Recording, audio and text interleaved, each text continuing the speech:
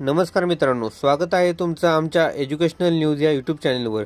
तर मित्रांनो, आपण आज या व्हिडिओमध्ये ज्येष्ठ नागरिक आणि पेन्शनधारकांना अर्थसंकल्पातून 5 मोठ्या भेटवस्तू, अर्थमंत्र्यांची मोठी घोषणा याबद्दल सविस्तर माहिती पाहूयात। त्यापूर्वी मी आपल्याला विनंती करतो की जर आपण आमच्या चॅनलवर नवीन असाल तर लगेच आमच्या चॅनलला सबस्क्राइब करून या व्हिडिओला लाईक आणि शेअर करायला विसरू नका। चला तर मग व्हिडिओला सुरुवात करूयात। तर मित्रांनो, यामध्ये तुमच्या माहितीसाठी मी तुम्हाला सांगू इच्छितो की केंद्र सरकार या महिन्यात 23 जुलै 2024 रोजी अर्थसंकल्प सादर करणार आहे। अशा परिस्थितीत ज्येष्ठ नागरिक आणि पेन्शनधारकांना या अर्थसंकल्पाकडून मोठ्या अपेक्षा आहेत आणि सरकारलाही या अपेक्षा पूर्ण करायच्या आहेत।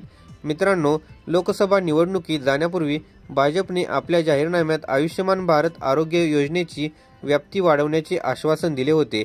आता ज्येष्ठ नागरिक आणि 70 वर्षे किंवा त्याहून अधिक वयाच्या पेन्शनधारकांना या योजनेत समाविष्ट केले जाईल। त्यांना 5 लाख रुपयांपर्यंतचे विमा संरक्षण दिले जाईल, जे भविष्यात 10 लाख रुपयांपर्यंत वाढणार आहे। 70 वर्षे आणि त्याहून अधिक वयाच्या लोकांना यामध्ये सहभागी होण्याची कोणतीही सक्ती असणार नाही।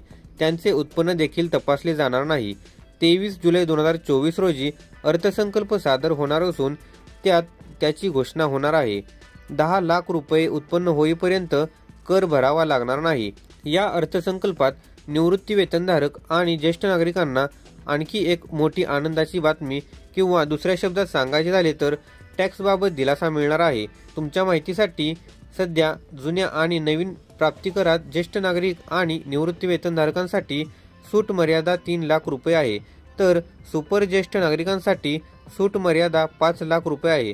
जर तुमचे वार्षिक उत्पन्न असेल तर तुमच्या पेन्शनमधून कर वसूल केला जातो आणि ITR फाईल करणे देखील गरजेचे आहे। परंतु आता सरकार ही मर्यादा 10 लाख रुपये करणार आहे। सरकारने ज्येष्ठ नागरिक आणि पेन्शनधारकांसाठीची मर्यादा 10 लाख रुपयांपर्यंत वाढवल्यास त्यांना मोठा दिलासा मिळेल, असे तज्ज्ञांचे म्हणणे आहे। त्यांना 10 लाख रुपयांपर्यंत वार्षिक उत्पन्नावर कोणताही कर भरावा लागणार नाही। आरोग्य धोरणावर 1 लाख रुपयांचा फायदा। तिसरी चांगली बातमी म्हणजे हेल्थ पॉलिसी प्रीमियमवरील कपात वाढवली जाईल। तुमच्या माहितीसाठी कोविड महामारीनंतर आरोग्य पॉलिसीची मागणी लक्षणीय वाढली होती। अशा परिस्थितीत विमा कंपन्यांनी आपला प्रीमियम वाढवला होता। याचा सर्वाधिक फटका ज्येष्ठ नागरिक आणि पेन्शनधारकांना बसला। अशा परिस्थितीत सरकार त्यांना दिलासा देत या अर्थसंकल्पात आरोग्य धोरणावरील कपात वाढवू शकते। आरोग्य धोरणांवरील आयकर सवलत सर्वसामान्यांसाठी 25,000 रुपयांपर्यंत आहे, परंतु ज्येष्ठ नागरिक आणि निवृत्ती वेतनधारकांसाठी ही सवलत 50,000 रुपयांपर्यंत आहे, जी आता 1 लाख रुपयांपर्यंत वाढणार आहे। रेल्वे भाड्यात सवलत लागू। ज्येष्ठ नागरिक आणि पेन्शनधारकांना रेल्वे भाड्यात सवलतीबाबत चौथा मोठा दिलासा मिळणार आहे। आपल्या माहितीसाठी कोरोनापूर्वी ज्येष्ठ नागरिक आणि पेन्शनधारकांना रेल्वे भाड्यात 50% सवलत दिली जात होती, जी बंद करण्यात आली होती। परंतु आता सरकार पेन्शनधारक आणि ज्येष्ठ नागरिकांना दिलासा देत ही प्रणाली पुन्हा सुरू करू शकते आणि ते अर्थसंकल्पात जाहीर केले जाऊ शकते। ज्येष्ठ नागरिक बचत योजना आकर्षक करण्यात येणार आहे।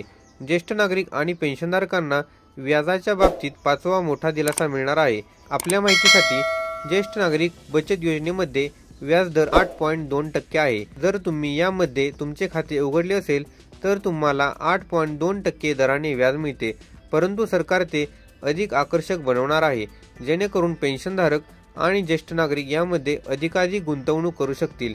त्यामुळे आता या योजनेत व्याज आहे, त्यामुळे आता जास्त पैसे मिळतील। तर मित्रांनो, अशाच प्रकारच्या नवनवीन व्हिडिओसाठी या व्हिडिओला लाईक आणि शेअर करून आमच्या चॅनेलला सबस्क्राइब करायला विसरू नका। चला तर मग भेटूयात पुढील व्हिडिओमध्ये। धन्यवाद। जय हिंद, जय महाराष्ट्र।